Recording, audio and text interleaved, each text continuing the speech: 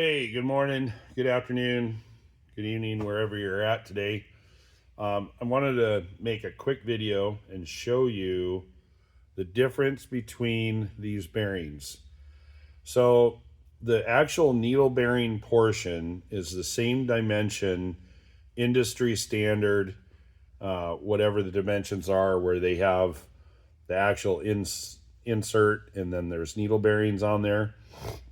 But it's the centerpiece, the middle piece, that actually has the Cessna part number of 22215, I think, or something. I don't remember.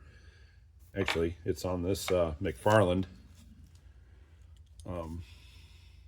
Yeah, 042215. And the McFarland number is MC with that same number. That's the Cessna part number. I'm going to show you the difference between the one that you would buy, which is a IRA-4 from Torrington, that matches the Torrington needle portion that they sell you. So let me show you the difference. Okay, so here's the old ones. Those are the ones that I pulled out of the airplane yesterday. There's the McFarland one right here. And then here is the Torrington IRA-4, which is usually the one that you get with the bearing that it matches, this guy. And it works. It protrudes out a little bit, but it's about 30 thousandths shorter than the Cessna one. And the McFarland one. And then between this one and the Cessna one, which is the original that I pulled out, this is actually about 10 thousandths longer, which is fine. It still gets in the bracketry okay. So let's look at this. Okay, so here, I don't know how I'm going to do this. Where's my stand? Oh, I think I put it away. Crap. Pause. All right, I got the camera on the stand. So this is that one. Should be able to make this work. All right, so I got my caliper here, digital caliper. Make sure it's zeroed out. So this is the Cessna one. It's 0.550551. Okay, that's between these two. This one's a little wider, but there could be the fact that there's some rust on it or something. So anyway, 0.551 to 556. So this is the IRA-4 Torrington, and this is the one that you would get as the race for this bearing, the B78. And as you can see, well, it can't really, it fits in there, but it doesn't fit. It just barely comes out on either side, which is fine, which would make it work. However, let's measure it.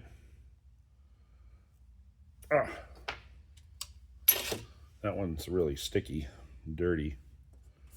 Okay, so we're zeroed.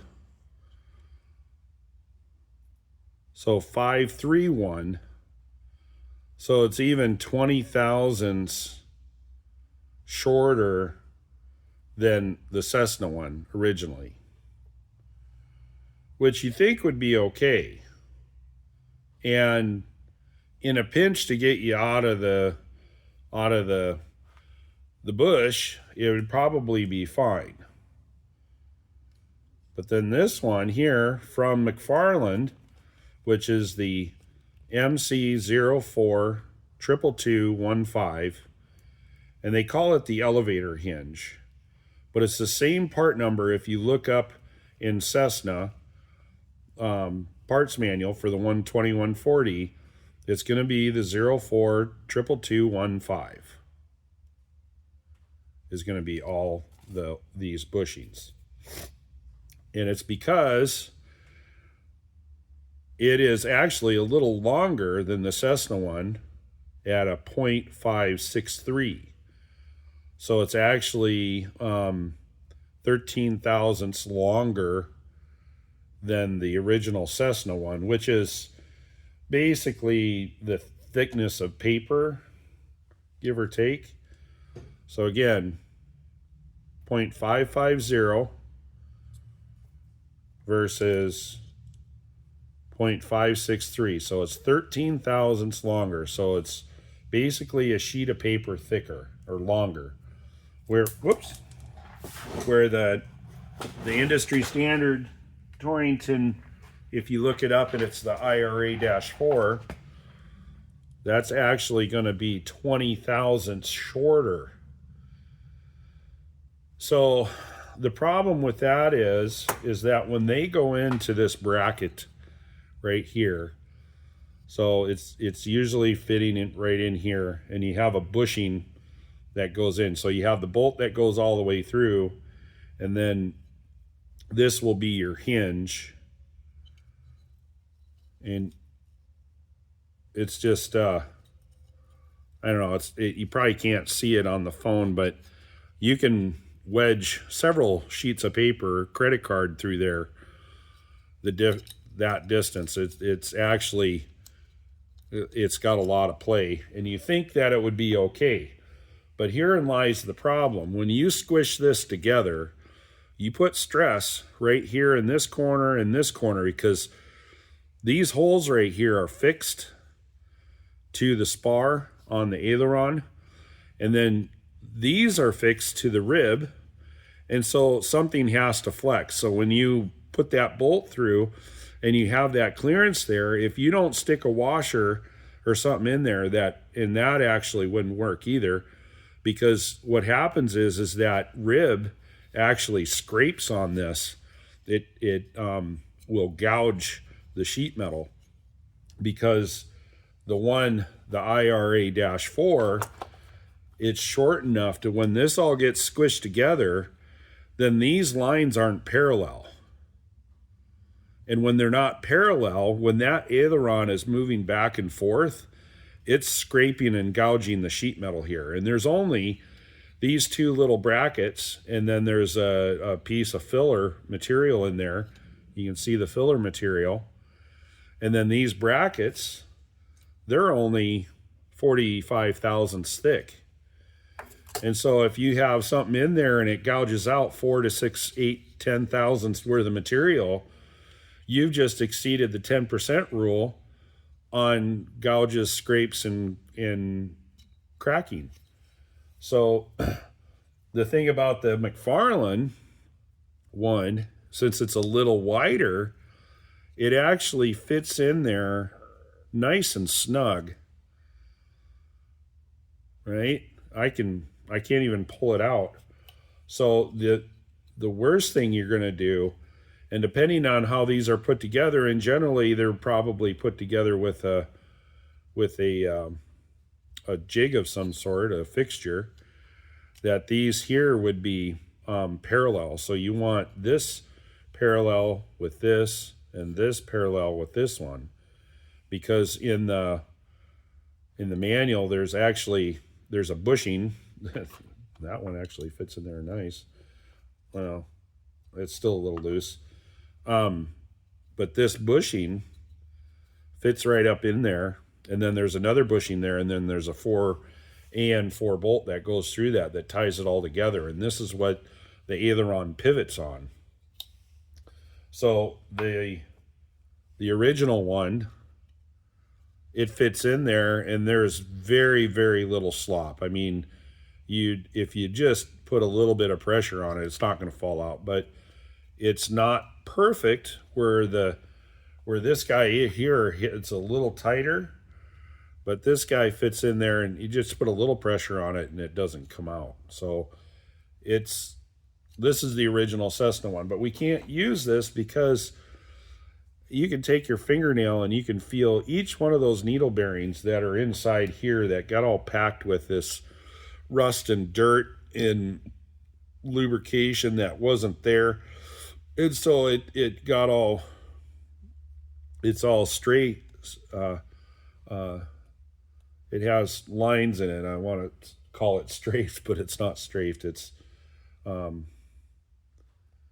has just those facets in there. You can actually catch your nail on them. So when these get all rusty and get all froze up in there, then what happens is the bolt is moving back and forth, or it's moving on the aileron, and then it tears this hole up in the sheet metal. And then you got to replace it anyway. So when they're cracked here in this edge right there, then you need to replace these, and we get them from Univer. So they come from Univer like this, right? And if you look here, these reliefs are a little larger because when they bent this, they had the relief in there, but the relief starts and is sometimes on a couple of these have been inside the radius right there. And so what happens is when you bend this over, there's a stress right there already, and it cracks right across here. And I'll show you. This is the one I did last week. I started it,